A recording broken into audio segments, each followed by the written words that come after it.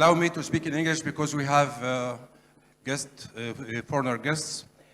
The aim of the dialogue, as I designed, dialogue is a Greek word, which means logos and dia.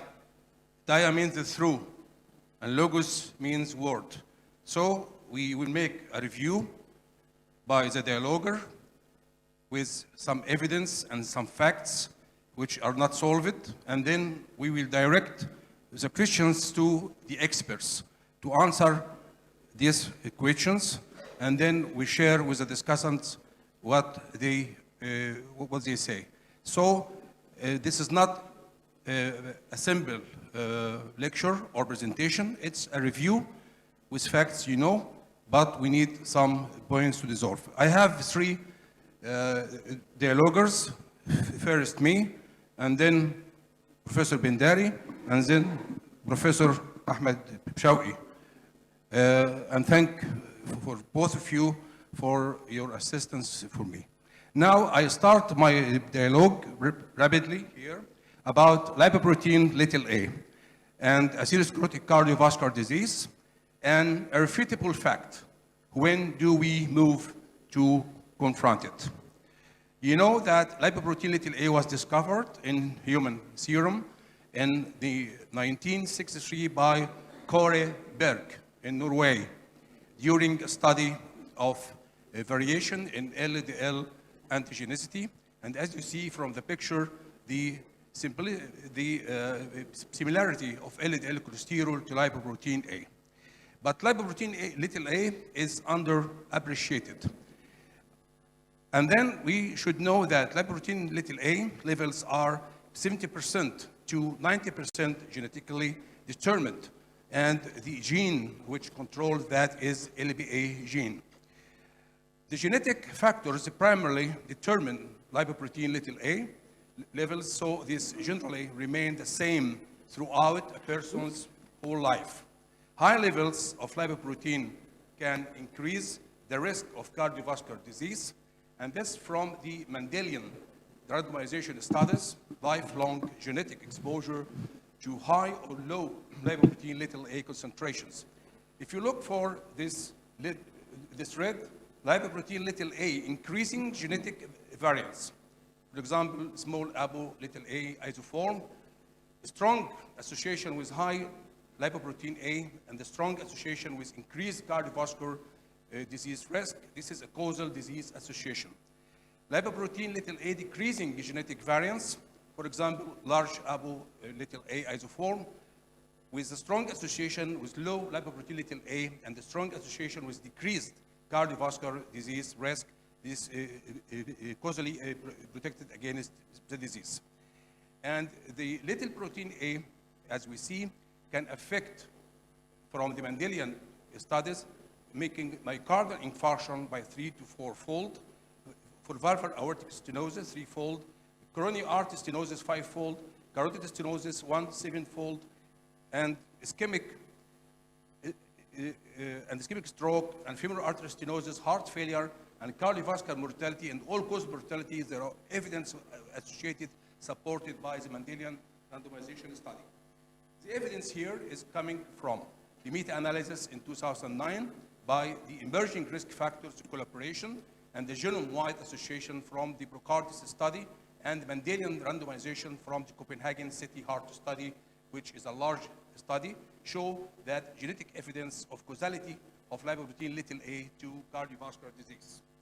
Lipoprotein little a is associated risk-independent risk factor for all the cardiovascular disease and mortality. Genetic variants associated with increased lipoprotein little a concentrations are associated with increased cardiovascular disease, and the lifetime risk for major cardiovascular events with increasingly higher lipoprotein little a, as you will see, there is a crescendo increase with the amount of the lipoprotein A and the age. Also, high lipoprotein little a and aortic valve stenosis are genetically related. In aortic stenosis patients, lipoprotein little a and and the oxidized VL associate with progressive valve calcification and disease. Here we can see the picture of the genetic evidence of causality for heart failure, for calcific aortic stenosis, for myocardial infarction, for ischemic stroke, for peripheral arterial disease, for cardiovascular mortality and all-cause mortality. Here now we have lipoprotein A as a residual risk for cardiovascular disease if it is more than 50 milligram per deciliter. Lowering lipoprotein A. Genetically lowered lipoprotein A levels and risk of the disease, we can see the gene risk score based on a lipoprotein SNP associated with low lipoprotein A. If we decrease it, or the patient who have no lipoprotein A, they have a decrease of cardiovascular disease, as we see from this studies. Estimated benefit from lipoprotein A lowering, genetic versus observational studies, shows that here the lipoprotein A, if you decrease it from 100 to 200 nanomole lipoprotein A lowering, you will gain 22% decrease in coronary heart disease as the reduction of LDL cholesterol. But for the treatment, there are no approved treatment for now. There are in the pipelines, and lipoprotein A in the guidelines and consensus is evidence here, as we see. This is the European Society of Cardiology, European Atherosclerosis Society 2019. Lipoprotein A measurement should be considered at least once in each adult person's lifetime to identify those with very high inherited lipoprotein A levels, more than 180 milligram. As we see, this is class 2 AC. Also, there is a European consensus which is published here in the AAC in 2022, and stated that lipoprotein A should be measured at least once in all others to identify those with a high cardiovascular risk. Screening recommended in youth with a history of stroke or family history of high lipoprotein A, or premature atherosclerotic cardiovascular disease without other identifiable risk factors, and the family cascade screening for high lipoprotein A recommended in the setting of the familial hypercholesterolemia and family history of a very high lipoprotein A and family history of atherosclerotic cardiovascular disease.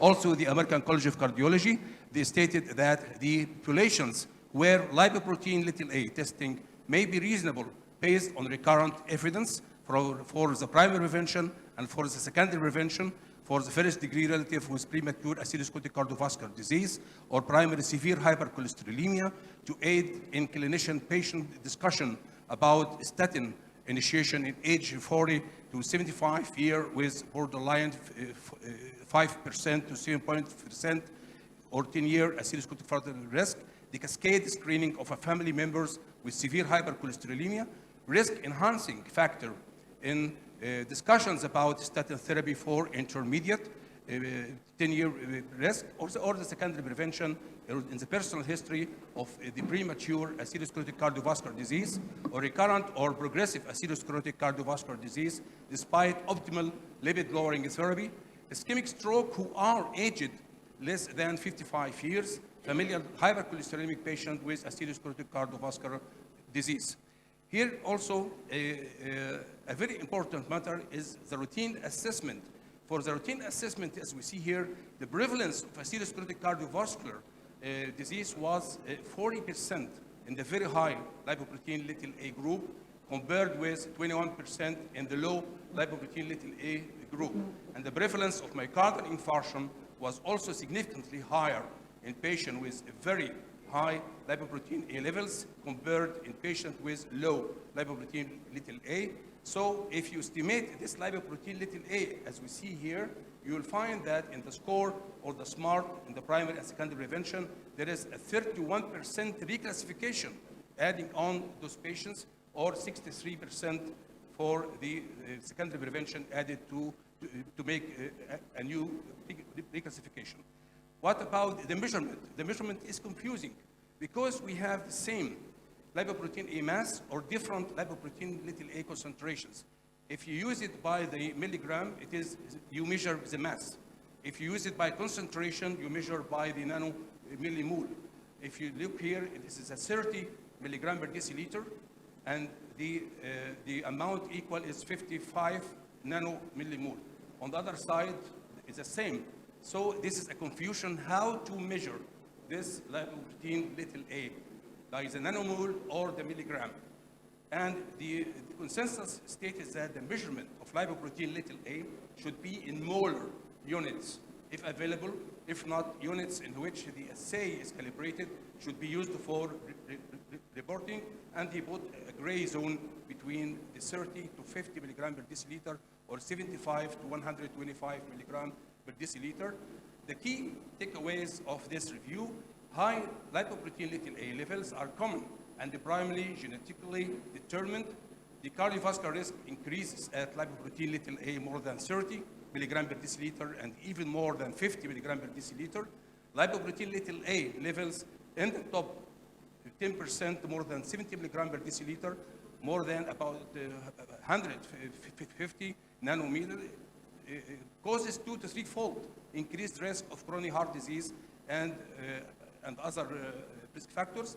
Lipoprotein little a associated risk is independent of other risk factors and the strong genetic evidence of causality. Now we come to the questions for the experts. I asked Professor Subhi for the first question is, lipoprotein little a is measured either in mass unit, milligram per deciliter, or in molar units, which causes major confusion in clinical practice. The measurements in molar terms are desirable, but not as easy to accomplish. Dr. Subhi, are you measuring it in real life? And if, what shall I do as a clinician? Actually, no.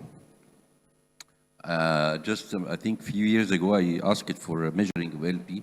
I didn't find any laboratory node how to measure it. And maybe only once in my life, he was abroad, and it was in mass units. It wasn't in molar units. And this patient has a premature atherosclerosis. That's why I asked it to have LP small a. I heard about it just before the guidelines, but in real life, I didn't ask him. Ashraf. Well, I think I agree with Dr. Subhi that it is very difficult. We first didn't understand what is the proper measurement of how it should be properly measured. However, measuring in milligram per deciliter, it seems for us is more understandable. But I don't know whether it is easy for the lab or something is difficult. Dr. Adel? I think there is some confusion of the importance of lipoprotein little a because it's either used as a risk marker or a risk factor. I think for the time being, because we don't have treatment, it's a risk marker. Of course, it will help us to stratify the risk, but still it's not available in every lab, and I don't think anyone in the room is using it. But my question is there a treatment yet, or it's just a risk marker? Because like homocysteine and other factors that prove to be markers, not risk. I agree with Professor Adel. Until now, it's a risk marker, not untreatable risk markers. The question for Dr. Atef. If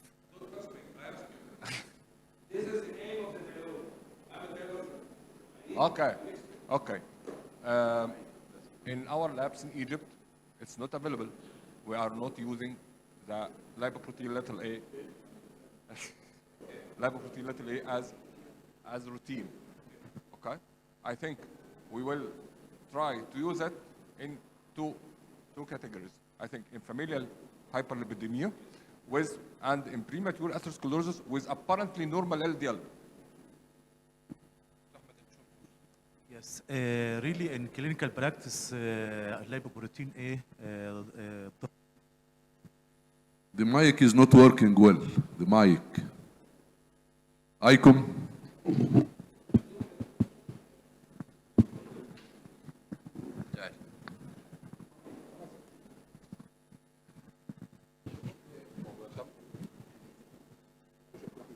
In daily clinical practice, we don't use lipoprotein A There is no clear indication for its use, and the relationship between LDL according to guideline and all guideline, there is identifiable number LDL. Lipoprotein A, the relation between both is not clear. Lipoprotein A may be high, and LDL is the relation is linear relation or what? Andrea, yeah. Dr. Andreas. Yeah, so I think we need to get a discussion going. So this is working. This works nicely. So I would actually firmly disagree. I think we have Mendelian randomization data that is very suggestive of